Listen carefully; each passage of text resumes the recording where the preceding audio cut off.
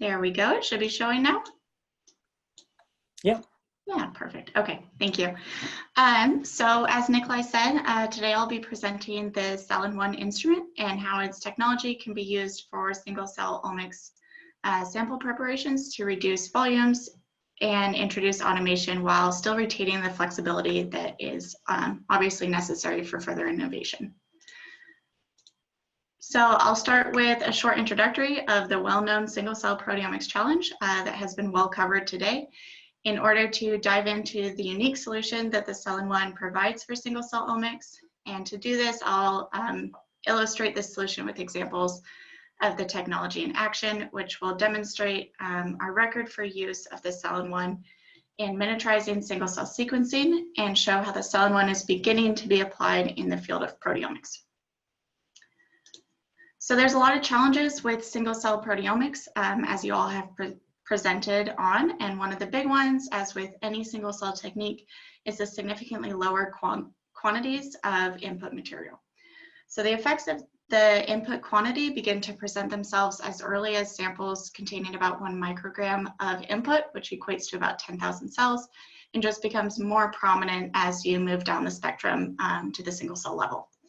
So single cell is, roughly speaking, about 50 picograms of material, and excluding the instrument sensitivity at this level, one of the most significant problems is analyte losses, and minimizing these in the preparatory steps between collection and analysis can aid in increasing the detectability of the signal of interest. So there's a multitude of sources where these analyte losses may be coming from. The slide here was actually prepared by Nathan Maines at the National Institute of Allergy and Infectious Diseases for a webinar that he presented for us a few months ago, but I'm borrowing it as I liked it so much because it's a broad overview of kind of every form of analyte loss for single cell LCMS. And while the significance of the effects certainly vary between the mechanisms, there are clearly some that have profound effects on the final data, such as absorption, microdroplets, and others. And the key takeaway from this is that the effect of many of these mechanisms can be mitigated by minimizing the sample prep time, sample prep complexity, volume, and the vessel surface area. For example, reducing the preparation time can reduce the amount of oxidation of the peptide.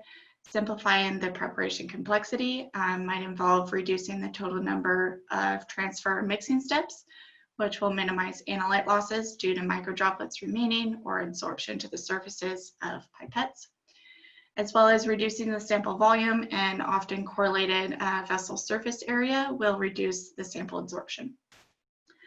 So these mechanisms have been clearly considered in the development of the existing protocols developed by researchers who have presented today, resulting in careful selection of consumable materials, the use of single tube preparations, reaction volumes of less than 5 microliters, and so forth. However, there's always the promise of improvement, and we believe that the cellen-1 can be an instrumental tool in the innovation of these methods. So our aim is to provide an open platform for preparing single-cell proteomic samples that enable preparations following a wide variety of protocols, with the flexibility to modify steps as new requirements arise, and enable the dissemination of these methods to clinical labs for routine evaluations. So very simply put, the cellen-1 would be used to isolate cells from the sample collection and then perform the subsequent liquid dispensing to prepare the sample prior to analysis. Now, of course, there's nothing special about that statement that I just said. The important distinguishing factor for the preparations that I'll be talking about are the relative volumes that we'll be working in. When the cellen-1 is used for more than simply cell isolation, the reaction volumes within our working range are far lower on the spectrum when compared to other technologies, and encompass the space roughly between kind of 5 nanoliters and 1 microliter total reaction volumes, as shown here in blue. This means that the cellen-1 can be used to automatically prepare both SCOPE-MS samples as currently published, and prepare samples at far lower volumes, down to those almost equivalent to a drop-seq reaction. So I'll show you kind of what makes the cellen-1 so well suited for these low volume preparations. So the cellen one was developed by Selenion, which is a wholly owned subsidiary of Syneon that is dedicated entirely to research and development of controlled cell dispensing applications. Syneon itself has been a world leader in precision dispensing since 2001, with automated liquid handling of low volumes in the pico to nanoliter ranges for biological samples. This technology has enabled the manufacturing of many FDA-approved diagnostics in the format of multiplex ELISAs, DNA hybridization arrays, lateral flow strips, or biosensors. And there are multiple products being deployed now for COVID-19 testing that are manufactured with this technology. So Cellen-1 was built upon these core capabilities with additional components which have broadened our application scope to include single-cell applications in the fields of bioprinting and single-cell isolation for cloning and omics applications. And of course, these applications, like our others, are supported by our worldwide service and support infrastructure. So the core dispensing technology of the Cellen-1 system is Syneon's piezoacoustic dispensing, which is performed from an inert glass capillary surrounded by a piezoelectric ceramic. When a pulse of voltage is applied, the ceramic material contracts and produces acoustic waves that propagate through the glass into the liquid to allow for a very gentle dispense of the droplets. And the volume of these droplets can be tuned within a range of 50 to 800 picoliters with dispense frequencies of up to 1,000 hertz.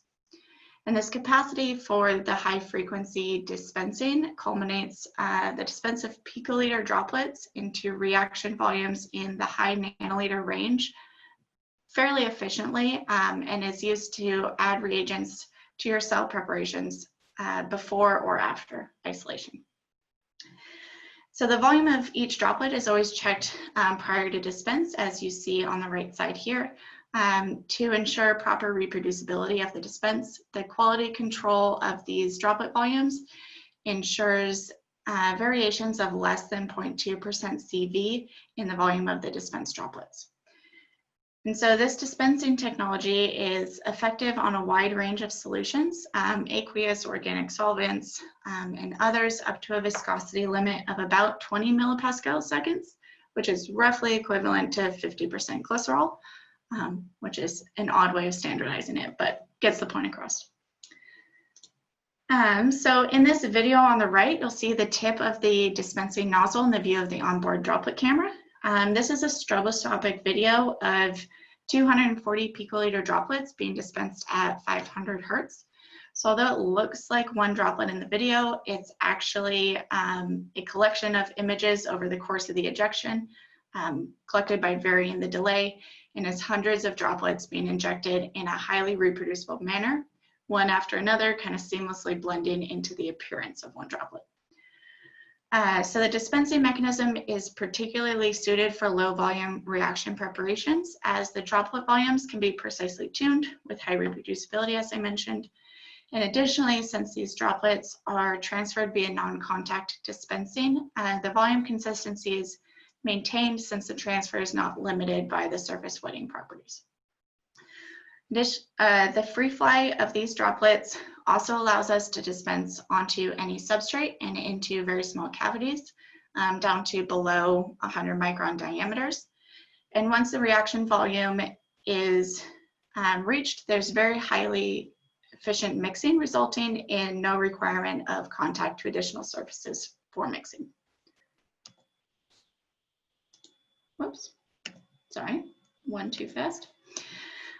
So this dispense mechanism can be used to dispense a wide variety of content that may be present in various protocols.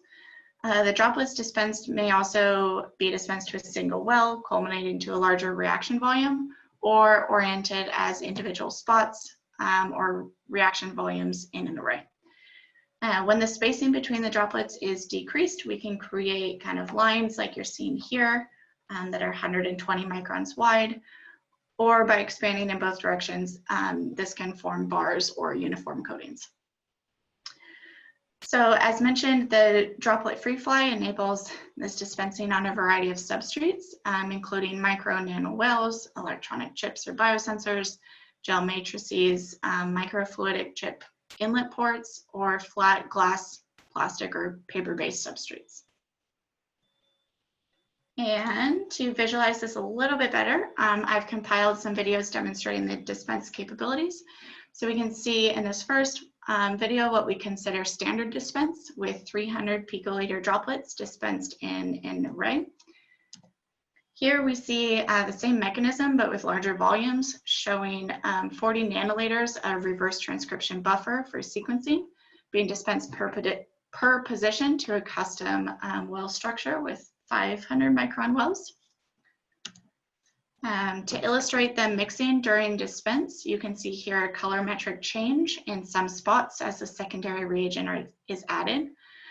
These are about 500 nanoliter spots, and highly efficient mixing is pretty easily achieved.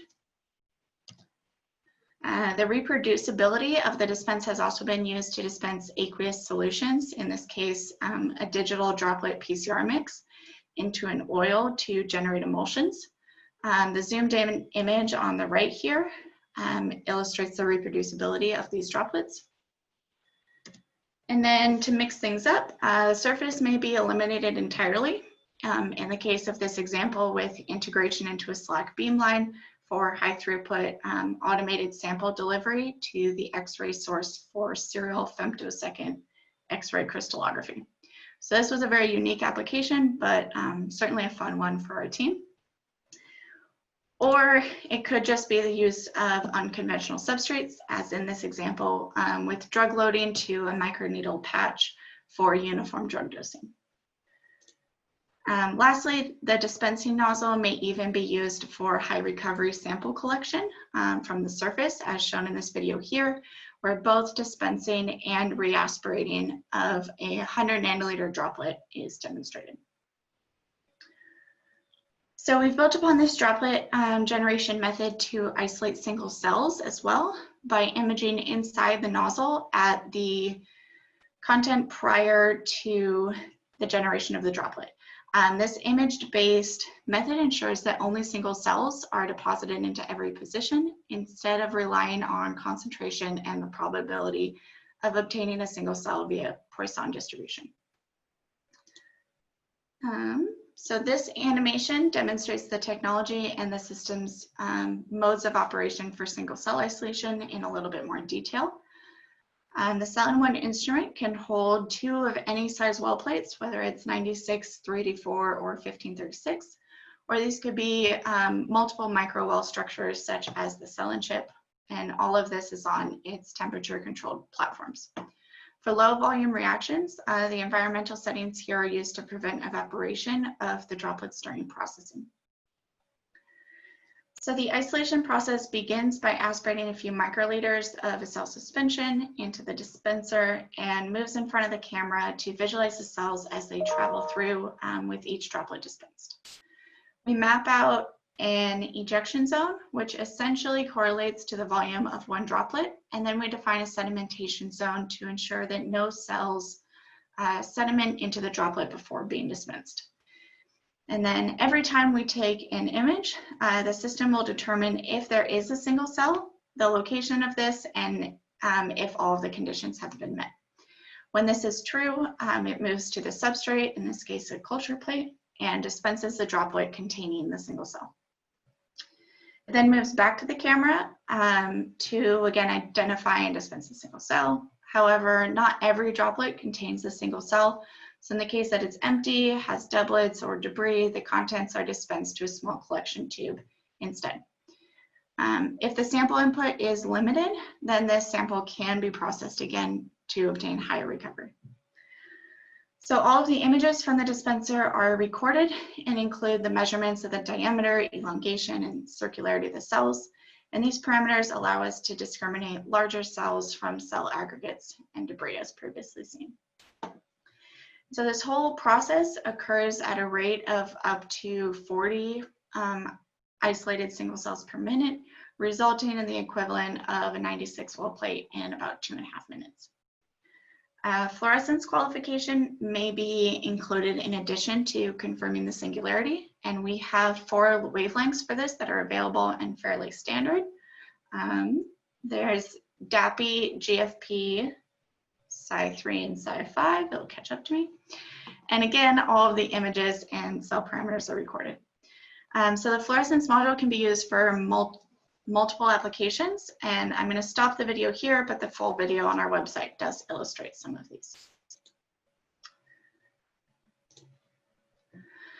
So the video on the top on this slide, though, does show a real-time view of the dispensing capillary within the software during the isolation of GFP-positive cells. You're seeing the fluorescent image on the right populate live, and when a fluorescent cell is detected, the bright field image is then acquired to ensure that the the fluorescence is coming from a single cell. The subsequent pause that you're seeing is actually the real-time isolation of that cell before it begins looking for the next cell. So while the videos are not coordinated, the video on the bottom left shows this movement from selection to isolation and back again for each cell. And while the cell one can clearly visualize mammalian cells, we've also isolated a range of different microorganisms from bacteria at less than 3 microns to cardiomyocytes around 80 for different cloning and omics applications. And this compatibility range includes fungal spores, yeast, and a whole lot of other things.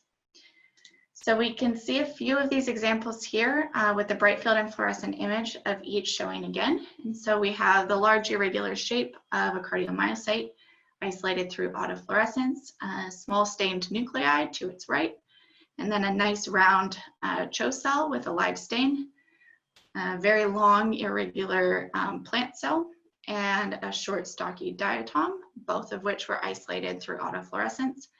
And then finally on the right, just a fun picture of isolating an array of E. coli onto a culture plate.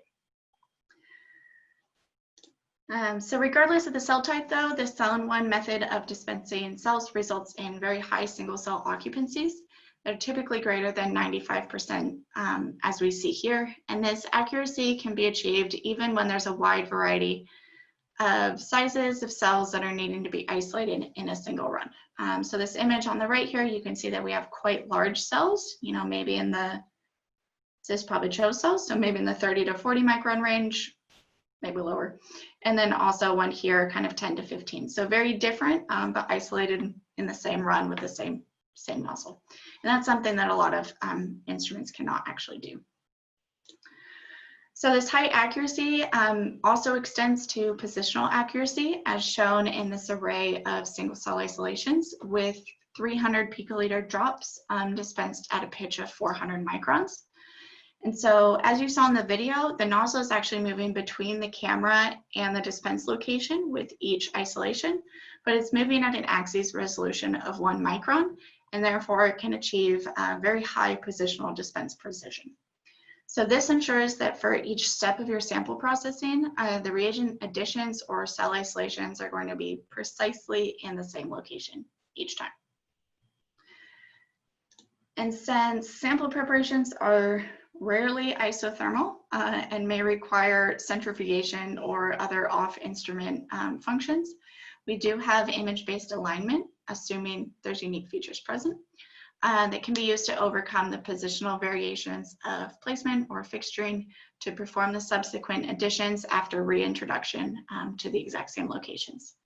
So these are a few examples of features that can be detected. We have 96, the connecting point on a 96 well plate here,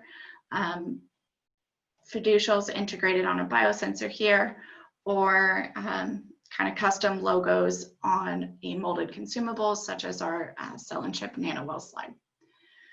So now we have pico to nanoliter droplets that are used to accurately isolate single cells, followed by precise additions to them with reagents. But the obvious question is, how do these droplets remain over the duration necessary for dispense? So this is achieved by controlling the humidity of the chamber and the temperature of the substrate being dispensed to. And these settings will automatically adjust based on the dew point as parameters alter slightly during the course of the preparations. So this control of evaporation, however, does require some optimization, as the parameters will vary depending on the local humidity at the reaction area, in which a primary factor is the geometry of the substrate. So to account for these variations, a dew point correction value is determined as needed. You can see in this example here on the left, when the correction was set to -1 degrees Celsius, the size of the 10 nanoliter droplet reduced in size by about 40% in 1 hour, which is a rough estimate, as it was determined by quantifying the droplet diameter from the overhead image. However, when this correction factor was further optimized to 2 degrees Celsius, the size of the 10 nanoliter droplet reduced by only 10% over the course of 5 hours. And this is on a completely open reaction substrate. So the takeaway is, not only is it feasible to prevent evaporation over the course of cell isolation and reagent dispensing, but it's also feasible to perform onboard incubations over the course of several hours. Of course, when the protocols and substrates permit it, seals or other evaporation preventing lids can be used to limit the sensitivity to evaporation.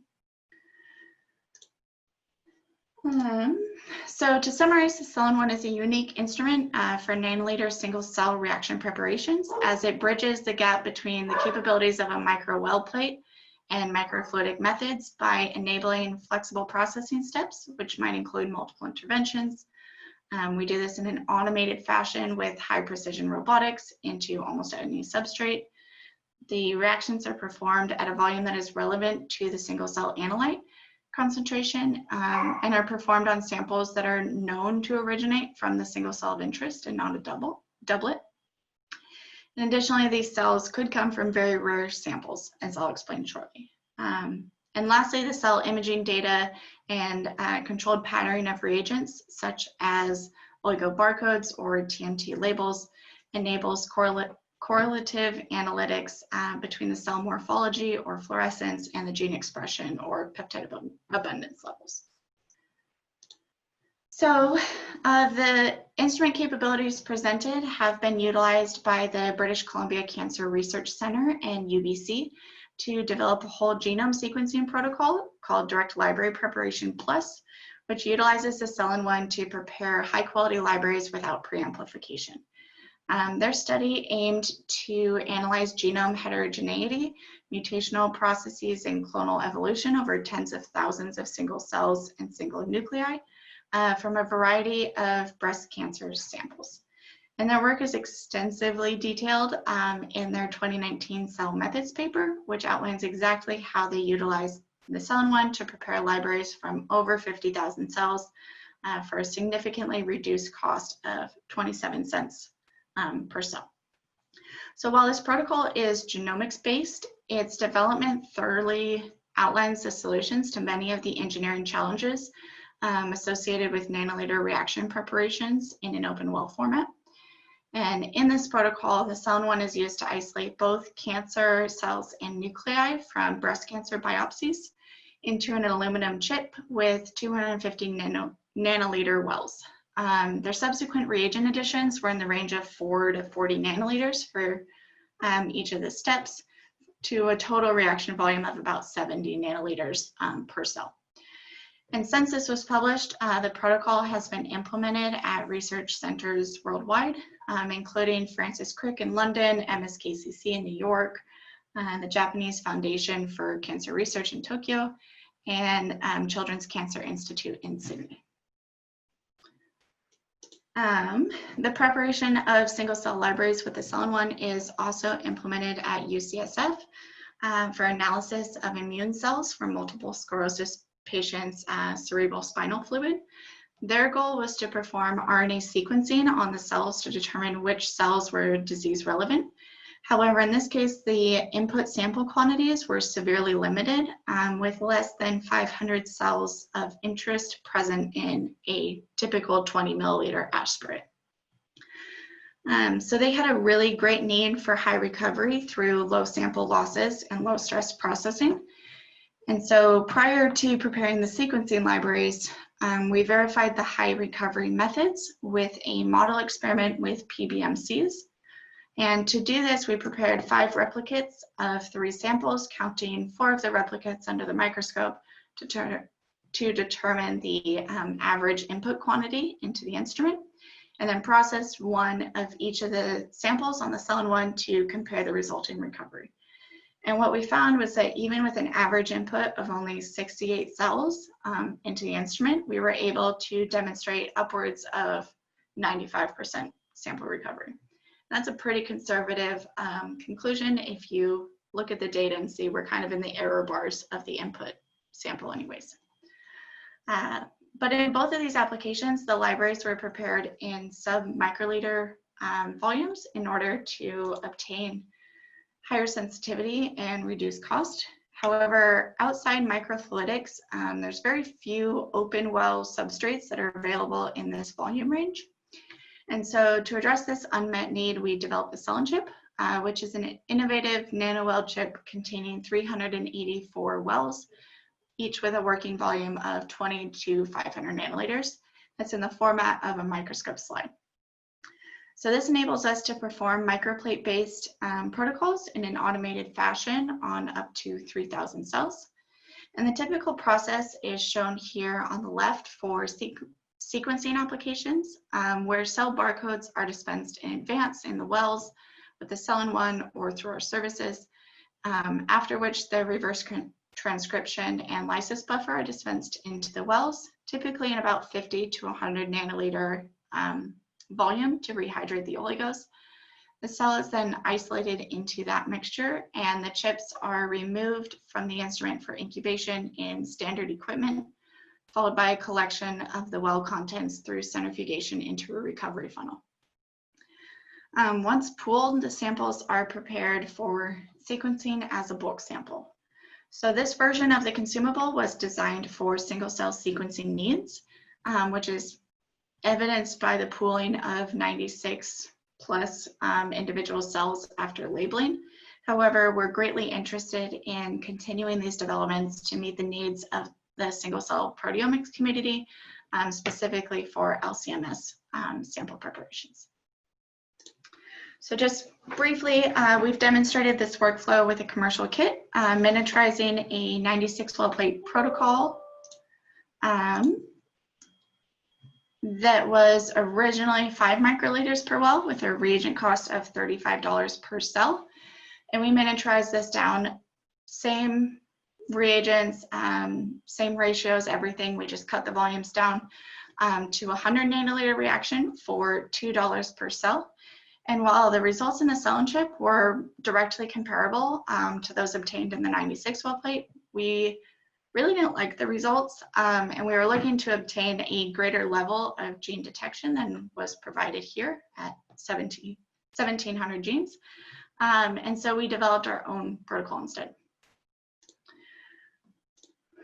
So the protocol that we developed was designed to be compatible with a wide range of commercially available reagents. And as shown in the top right, we have a good number of genes detected per cell with 3 different reverse transcription enzymes, and they're averaging about 5,000 genes per cell with about 100,000 reads needed per cell. You can see that you can still, on the left here, get very high coverage of the gene expression by decreasing the reads as well. You can still kind of get in that 40,000 range with less than 30,000 reads. So this protocol is able to accomplish this with a low number of PCR cycles, which then minimizes the data bias and UMI replicates and results in very high reproducibility within the biological replicates and overall high quality with limited background. So now, going a little bit slower than I expected, sorry about that. For the proteomics specific applications, we currently have many under development, but the first released application was performed by the Federal Institute of Materials Research and Testing in Berlin, Germany, and was published in Analytical Chemistry last year. So in this work, they showed that laser ablation, ICP, TOF, MS, it's a lot of words there, could be performed on single cells arrayed with the cellen-1 system onto a glass slide to evaluate the DNA and protein content in the single cells. And so they selected to use the cellen-1 as the manual targeting of the single cells for analysis was incredibly laborious when the suspensions were just spread on the surface. And they also tried patterned surfaces, but it did not provide the reproducibility that they needed. There were a lot of empty spots and a lot of cells where they shouldn't be. So they used the cellen-1 to microarray the cells as well as the various concentration standards for targeting by the laser, which saves significant time and effort. The cellen-1 reproducibly arrayed them so that they could be targeted by kind of the set points there. Ultimately, the cells were analyzed at about 1 cell per second, which was actually limited by the stage and not any of the cell isolation processes. So while the protocol enabled the quantification of both proteins and metalome studies at single cell levels, I won't go into too much detail. Sorry, I was supposed to jump over here. Because the contents of this paper were actually presented at last year's Single Cell Proteomics Conference. However, this method can be used with any metal conjugated antibody to multiplex protein quantification of single cells. So just lastly, how might the cellen-1 be used with other single cell proteomic methods such as SCOPE2? The current published protocol, as we know it, uses a 384 well plate as the substrate, a FACS system to isolate the single cells, and a Mantis liquid handler to dispense sample preparation reagents. And so the generic workflow is listed here, but it's well familiar to this audience, so I don't think I need to overview it again. So the simplest integration of the cellen-1 into the protocol is to simply replace the use of the FACS with the cellen-1 for cell isolation into a 3D4 well plate, with the subsequent preparation still being done in the default methods of liquid handling with the current volumes. And so the benefits of replacing the FACS system in this case are that the instrument setup time is significantly shorter and simpler. There's been a mention that the BD influx system is nice, which it is, but it also takes 3 hours of setup versus about 30 minutes. There's a value of time there. And far fewer cells are necessary, so it's compatible with rare or limited cell samples, and it's generally gentler, reducing this induced stress on the cells from processing. And we also decrease kind of the volume introduction there for the cell isolation. But there's potential for much more to be gained by going a step further to full replacement with the cellen-1 for both cell isolation and dispensing of sample preparation reagents, which add to the benefits that were already listed, the ability to use substrates other than 384 well plates, such as higher density plates or custom wells or open reactions, the potential to decrease the reaction volumes to between 5 nanoliters and 1 microliter total reactions, as well as the ability to automate the entire reaction processing within a single instrument for reagent additions. So while the results are preliminary and I can't quite present them in a quantitative sense, I would like to mention that the full automation of SCOPE-MS has been successfully replicated at the single cell level using the cellen-1 for both the cell isolation and subsequent reagent dispensing. And this work was done at the Institute of Molecular Pathology. At this point, it is simply a replication of the protocol and the standard reaction volume in a 3D4 well plate, but it demonstrates that with substitution, comparable results can be obtained, although I can't show them yet. And these methods using the cellen-1 for the entire process have also been implemented in Nikolai's lab at Northeastern with modifications that have the potential to further improve the protocol and increase its compatibility with ultra-low volume liquid handling. While the promise of the protocol is still in the process of being verified, I can report that the results so far are quite promising. The data shown here is a representation of a multitude of low cell input preparations of about 20 cells, not about, exactly 20 cells per sample that have been prepared with this process. So the heat map on the left shows very clear segregation between 4 T cell replicates and the 4 monocyte replicates, with very strong correlation between replicates of the same cell type and little to no cross correlation with the opposing cell type. So what we want to see.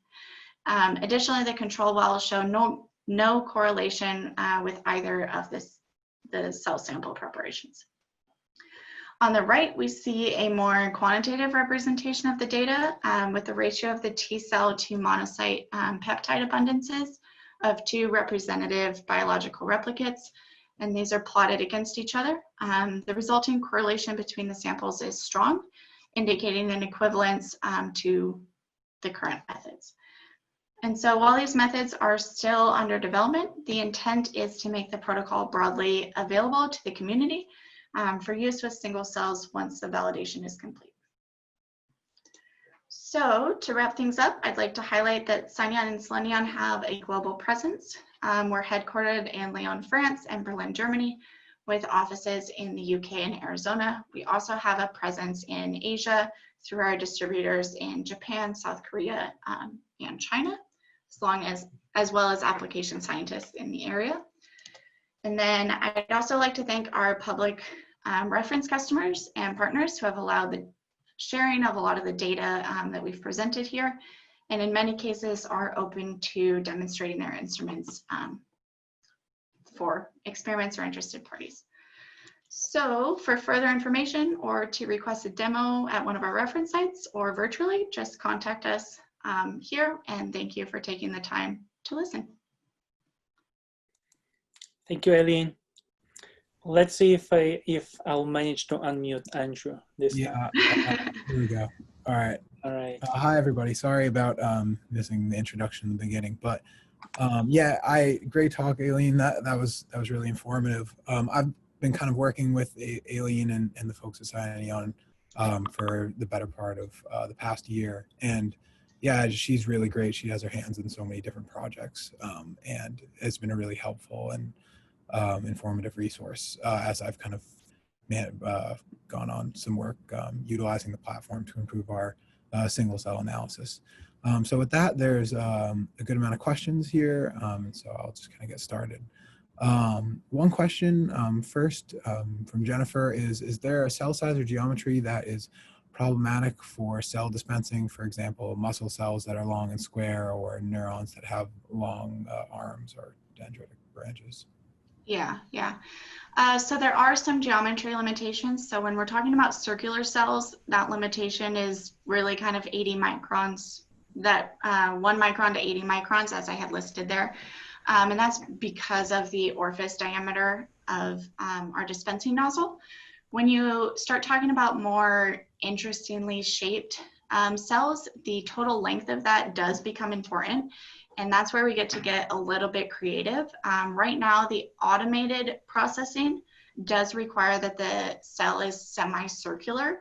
And that's because it uses that elongation to distinguish between single cells and doublets or multiple cells.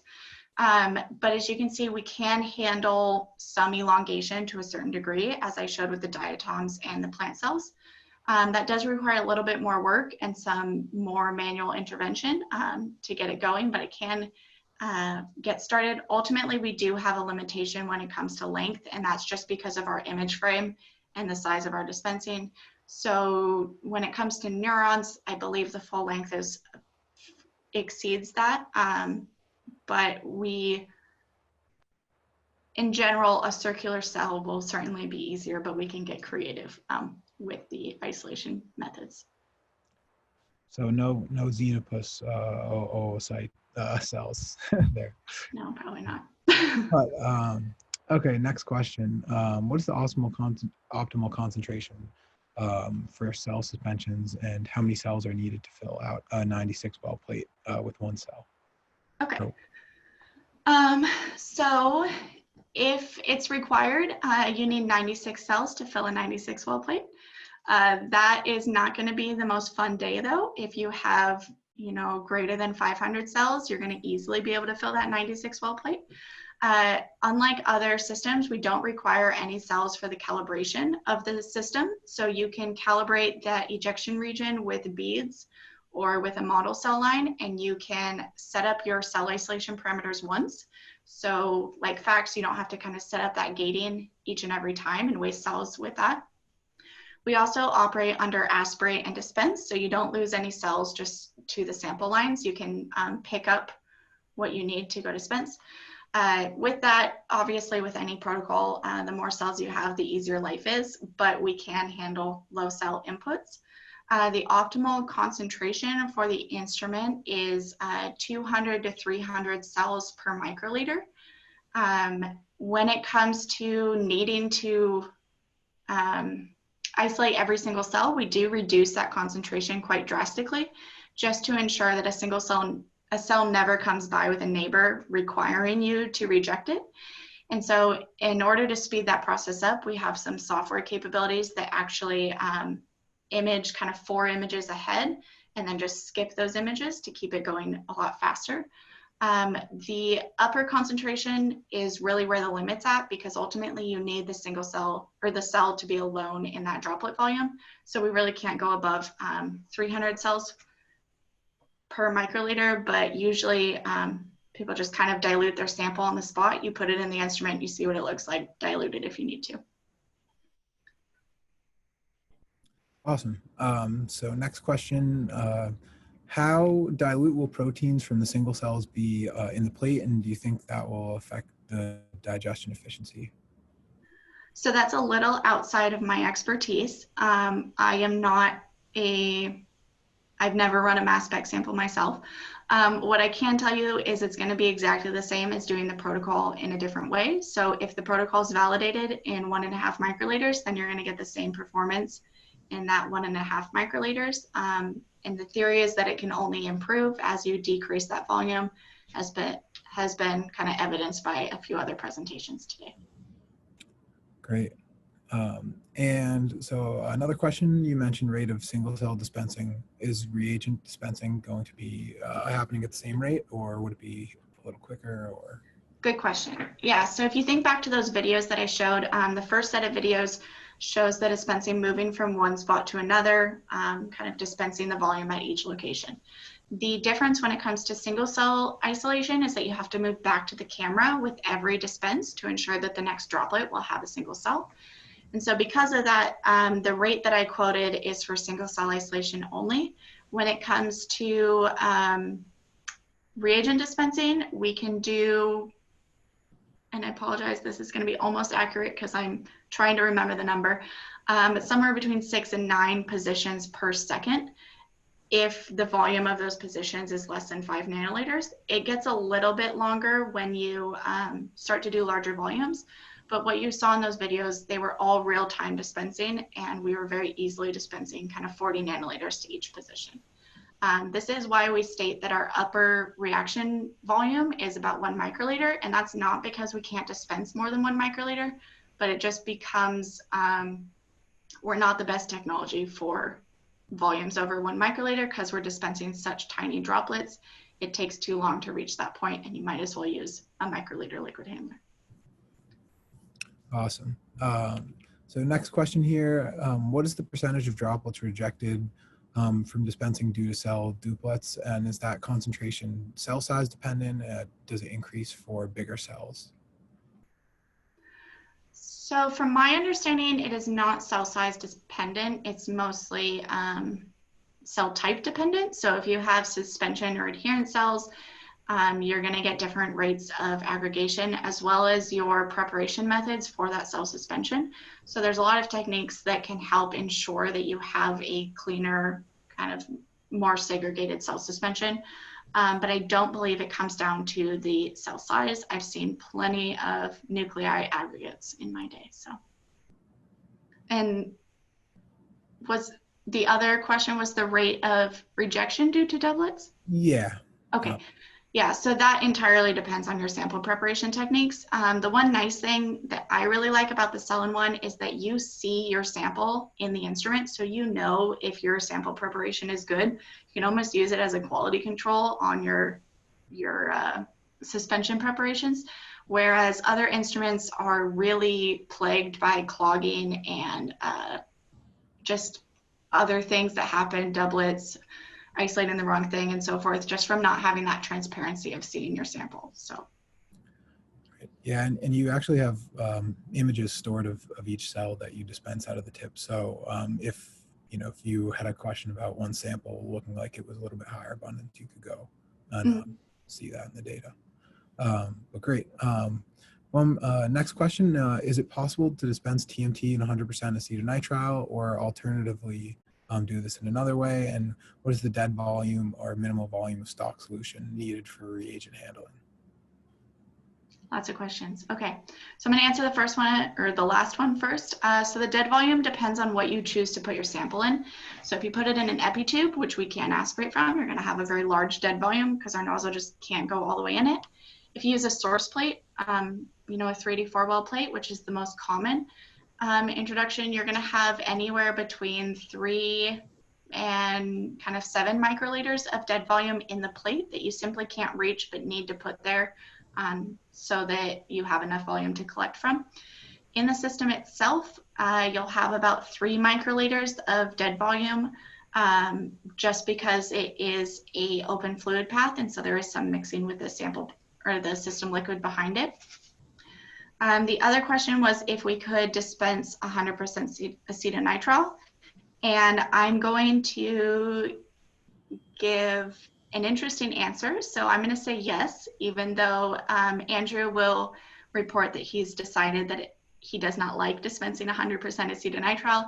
It is technically possible. It does require, the easiest way to dispense acetonitrile is actually to replace the entire system line fluid with acetonitrile instead of water. The thing is, then you're going to have acetonitrile as your system line fluid for everything. And so if that's a problem, then it becomes undesirable. If you have multiple dispensing channels, you could always have one system lines that's water, and maybe you use that for your aqueous solvents, and another system line that's acetonitrile that you use for your kind of organic solvents. But it is possible. It's certainly easier as you decrease the concentration of acetonitrile. Awesome. And so a couple more questions left. So how tolerant is the machine of organic solvents, detergents, acids, and bases, et cetera? Yeah, so we dispense from an inert glass capillary, and your sample really only contacts glass. So the remaining system lines are plastic, but they are microliters and microliters of head of or behind where your sample is contacted. So we have really great compatibility with aqueous solvents, organic solvents, detergents, everything like that. We do have stricter pH ranges when it comes to acids and bases. And that range is a little bit wider in the tolerance for your samples, but it really comes down to the exposure time and how acidic or basic you are. But we have much wider compatibility with organic solvents and detergents. Cool. And then last question here, and I believe this pertains to the last slide of data. What was the sample preparation volume for the samples you showed, and how could TMT be combined for LC-MS injection? Okay, so I cannot report on the sample volume at this time because it's still kind of being finalized exactly what the best condition is. Regarding the TMT labels, they were TMT labeled and then pooled, and then after pooling they were placed kind of on the instrument in the standard format. And the method of that pooling is also still in the process of being finalized and validated. So I can't report on it quite yet. Awesome. Yeah, great. So great talk, and I'll hand it off to Professor Slavoff for closing remarks. Thanks, everybody. Thank you.